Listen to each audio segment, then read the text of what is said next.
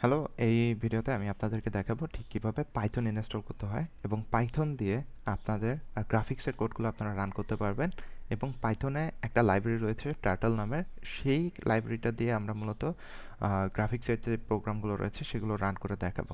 But this video is dedicated to install and up and running the whole environment. Okay, so প্রথমে আমাদের যে কাজটা করতে হবে সেটা হচ্ছে python.org-তে চলে যেতে হবে। গুগলে গিয়ে আপনি সার্চ দিলে হবে যে পাইথন, অ্যান্ড আপনার সিস্টেমে অলরেডি পাইথন ইনস্টল আছে কিনা সেটা চেক করার জন্য জাস্ট যদি আমরা কমান্ড লাইন প্রম্পট ওপেন করি, কমান্ড প্রম্পট, এবং এখানে পাইথন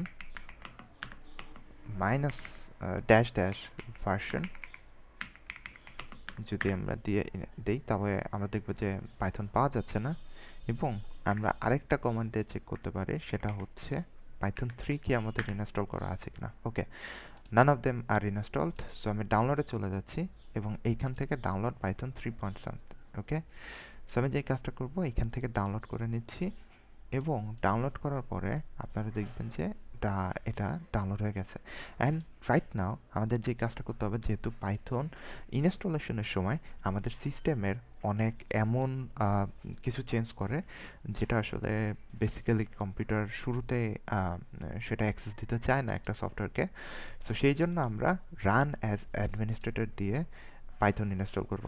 সো আমাদের কাছে একটা প্রম্পট আসবে যে do you allow this have to make changes to your device. আমি এখানে ইয়েস করে দেবো এবং দেন আমরা যে কাজটা করব যে use admin privilege when installing py.exe and add Python exe to path, and then আমরা কাস্টমাইজ ইনস্টলেশনে যাব এবং সবগুলো সিলেক্টেড থাকবে।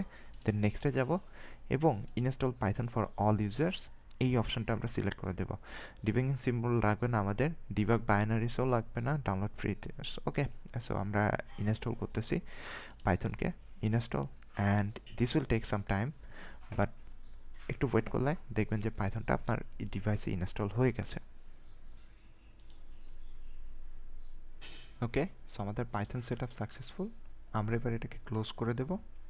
ওকে, সো এবার যদি আমরা Python dash dash version run করি, তাহলে দেখবেন যে আমাদের পাইথনের একটা ভার্সন দেওয়া রয়েছে যেটা হচ্ছে 3.13.3। সো এই ভার্সনটার সাথে কিন্তু মিলে যাচ্ছে। দ্যাট মিনস আমাদের সিস্টেমে পাইথন পুরোপুরি ইনস্টল হয়ে গেছে। এবার আমরা দেখব একটি গ্রাফিক্সের কোড ঠিক কিভাবে আমরা পাইথনে রান করতে পারি, এবং এটার জন্য আমি কোনো কোড এডিটর ইউজ করব না। আমি জাস্ট এই একটা ফোল্ডারেই কাজটা করছি। আপনারা চাইলে ডেস্কটপে চলে যেতে পারেন। সো আমি চাই ডেস্কটপে আপনাদেরকে জিনিসটাকে করে দেখাচ্ছি। আচ্ছা, আমি ওপেন ইন টার্মিনাল দিচ্ছি এবং এখানে দেখতে পাচ্ছেন যে আমরা কোন ডিরেক্টরিতে গেছি, যে সি ইউজার এবং ডেস্কটপের ভিতরে। সো আপনারা চাইলে এখানে একটি ফাইল তৈরি করতে পারেন বা ফোল্ডার তৈরি করতে পারেন। আমি নিউ ফোল্ডারের ভিতরে যাচ্ছি। সো আমি চাইলে এখন লিস্ট ডিস্ক দিয়ে এলএস দিয়ে আমি দেখতে পারি যে এখানে কী কী ফোল্ডার রয়েছে। সো আমি সিডি করব, চেঞ্জ ডিরেক্টরি করে আমি যাব নিউ ফোল্ডারে এবং সেখানে গিয়ে আমি মূলত যে কোনো কিছু এক্সিকিউট করতে পারবো। সো আমি এই ফোল্ডারটা ওপেন করছি এবং এখানে আমি একটা টেক্সট ফাইল নেব, টেক্সট ফাইল দিব এবং এইটাকে আমি ওপেন করে একটা কোড নিয়ে আসতেছি। পাইথনের ক্ষেত্রে টার্টল নামের একটা লাইব্রেরি ইউজ করা হয়ে থাকে গ্রাফিক্সের জন্য। সো আমি এটাকে কন্ট্রোল এস দিয়ে সেভ দিলাম এবং এটাকে আমি একই সাথে টেক্সট ফাইলের পাশাপাশি একটা পাইথন ফাইলে বা পিওয়াই এক্সটেনশন সহ ফাইলে নেব। সো আমি অল ফাইল সিলেক্ট করছি এখান থেকে। দেন এখানে আমি নাম দেব, এটা যেহেতু একটা লাইন তৈরি করতেছে, সো আমি এটাকে লাইন নাম দিচ্ছি, না সার্কেল, সার্কেল ক্রিয়েট করছে, সার্কেল ডট পিওয়াই। পিওয়াই দিয়ে মূলত পাইথন বোঝানো হয়। সো আমি এটাকে পাইথন কোডটাকে আমি ইনস্টল দিয়েছি, পাইথন ফাইলটাকে ক্রিয়েট করেছি, CIRCLE সার্কেল ডট পাই। ওকে, সো আমি যদি কোনো ফাইল রান করতে চাই পাইথনে, তো আমাদেরকে যে কাজটা করতে হবে সেই সেই ফাইলটার নাম লিখতে হবে CIRCLE সার্কেল ডট পাই, এবং এর শুরুতে আমাদের যেটা লিখতে হবে সেটা হচ্ছে Python, PYTHON, Python CIR circle dot py. So আমি যদি এটা ইনপুট দেই, তাহলে দেখবেন আমার অন্য একটা মনিটরে মূলত একটা প্রম্পট ওপেন হয়েছে, সেটা হচ্ছে এরকমভাবে আমাদের পাইথনের যে টার্টল গ্রাফিক্স রয়েছে সেটার একটা কমান্ড প্রম্পট আমাদের সামনে ওপেন হয়েছে। এবং যখনই আপনি কোনো একটা ফাইলের নাম অর্থাৎ সার্কেল ডট পাই আছে সেটার সামনে পাইথন লিখবেন, সেই মুহূর্তেই মূলত সেই ফাইলে যার পাইথন কোড রয়েছে সেটা এক্সিকিউট হবে। সো পাইথন এবং ফাইলের এক্সটেনশন সহ ফাইলের নাম দিলেই আপনাদের পাইথনটা ওপেন হচ্ছে। সো রাইট নাও আমি যেটা দেখাবো যে আমাদের জন্য অনেকেরই এই ন্যাভিগেশন প্রসেসটা একটু কঠিন হতে পারে, that's why we can use VS code. So VS code আমি ওপেন করে নিচ্ছি এবং এই ফাইলটাকে আমি ক্লোজ করব। সো আমি একদম ক্লোজ ফোল্ডার একদম নতুনভাবে নিচ্ছি ভিএস কোডে, অ্যান্ড আমি ধরেন একটা ফোল্ডার ক্রিয়েট করতেছি যে কোনো একটা জায়গায়, ধরেন আমি ডি ড্রাইভে চলে যাচ্ছি এবং এইখানে আমি একটা ডি ড্রাইভে না যাই, আমি ডকুমেন্টের ভিতরে একটা ফোল্ডার ক্রিয়েট করি যেটার নাম আমি দিব learn PICS graphics. So learn graphics, এবং এই ফোল্ডারটাকে আমি ড্র্যাগ অ্যান্ড ড্রপ করতেছি ভিএস কোডে। And you don't need any kinds of like extension বা আদার্স যে জিনিসগুলো রয়েছে পাইথনের জন্য অবভিয়াসলি রেকমেন্ড করে, সো আপনি ভিএস কোড থেকে ইনস্টল করতে পারেন, বাট রান করার জন্য আপনার কিছুই দরকার নাই, জাস্ট কমান্ড প্রম্পট জানলে হবে। সো আমি এটাকে ট্রাস্ট করে দেবো, অ্যান্ড এইখানে আমার একটা ফাইল আমি ক্রিয়েট করব, যেহেতু আমি এবার সার্কেলই আবার সেম কোডটাই আমি টেস্ট করতেছি। So CIRCLE circle dot py dot PY Python py.py। So TPI আপনি দিতে বলবেন না। অ্যান্ড এইখানে আমি টার্টেলের যে কোডটা রয়েছে সেটাকে আমি এখানে পেস্ট করে দিতেছি।